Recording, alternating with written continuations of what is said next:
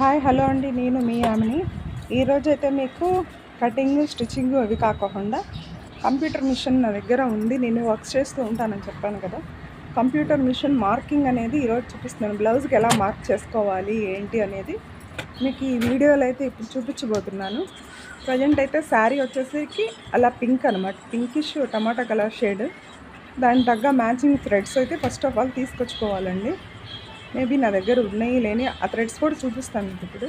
First అయితే hands ఇలాగా marking, మనకు హ్యాండ్ లెంత్ ఎంత అనేది అంత మార్కింగ్ చేసుకోవాలి. వర్క్స్ ఎప్పుడు వచ్చేసరికి 1 ఇంచ్ ఎక్స్ట్రానే వదిలిపెట్టుకోవాలి. ఎందుకంటే కొంచెం అప్ అండ్ డౌన్ అవ్వచ్చు, కొంచెం ఎక్కువ తక్కువలు వాళ్ళు కుట్టించుకునే వాళ్ళు కుట్టించుకోవచ్చు. మనకే ఇచ్చారనుకోండి అది వేరేది. తర్వాత వర్క్ చేయించుకున్నా కొంచెం పొడుగు పెట్టించుకుంటే బాగుంటుంది అలా అని అనుకుంటారు. దానికోసం ఇదైతే మీకు అంత నెక్ ఎందుకు గీస్తున్నాను అంటే ఇది నార్మల్ది అయితే కాదు, పాట్ నెక్ అడిగారు వాళ్ళ డిజైను.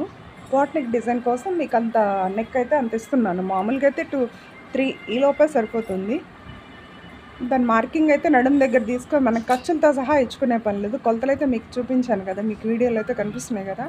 ఇంకా ఆ టైప్లో మార్కింగ్ అయితే ఇచ్చుకోవాలి. అర్థం కాకపోతే ఇంకొకసారి అయితే వీడియో చూడండి. మార్కింగ్ అంతా తీస్తూనే ఉన్నా, ఫ్రంట్ సైడ్ క్రాస్గా తీసుకోవడం, మ్యాచింగ్ థ్రెడ్స్ అయితే ఫస్ట్ ఆఫ్ ఆల్ పెట్టుకోవాలండి. పెట్టుకున్న తర్వాత ఈ పెద్ద మిషన్కి వచ్చేసరికి హ్యాండ్స్ వేయాలనుకుంటే మన అడ్జస్ట్కి అయితే రావు, ఫ్రేమ్లోకి చాలా వెళ్ళిపోతాయి, క్లాత్ వేస్ట్ అవుతుంది. చుట్టూ 3 వైపులా క్లాత్ వచ్చేసరికి జాయిన్ చేసుకోవాలి. దీన్ని ఫోల్డింగ్ చేసి మిడిల్కి వచ్చేలాగా చూసుకోవాలి. ఇదిగోండి, ఇదైతే ఈ ఫస్ట్ లైన్ వచ్చేసరికి బ్లౌజ్ హ్యాండ్ మిడిల్లో రావాలి.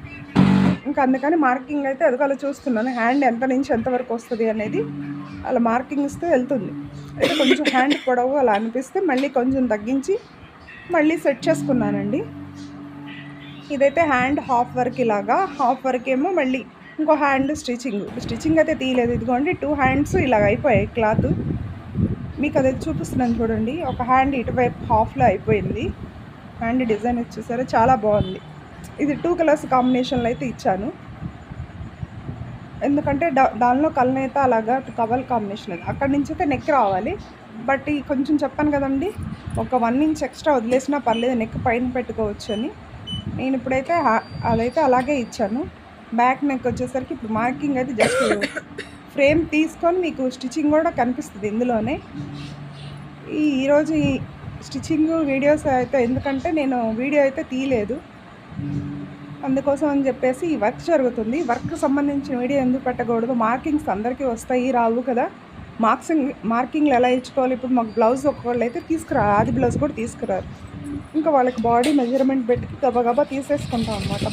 మనిషి రాకపోతే ఎలాగా అనేది మాకు ఇంత పొడవు ఇంత అని చెప్తారండి. దాన్ని బట్టి మేము ఇన్ని సంవత్సరాల నుంచి స్టిచ్చింగ్ ఫీల్డ్లో ఉన్నాం కాబట్టి మాకు అంత ఇబ్బంది ఏమి అనిపించదు. కొత్తగా మిషన్ తీసుకొని పెట్టే వాళ్ళకైతే చాలా ప్రాబ్లమ్స్ అయితే ఫేస్ చేయాల్సి వస్తుంది.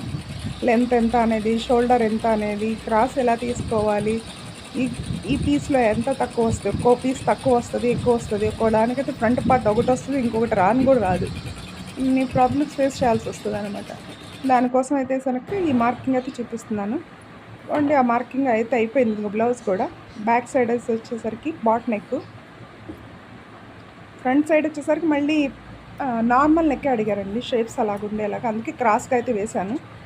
బోట్ నెక్ కూడా ఉంది ఇందులో, బట్ వాళ్ళు క్రాస్ నెక్ నార్మల్ షేప్స్ అడిగారండి దానికోసం.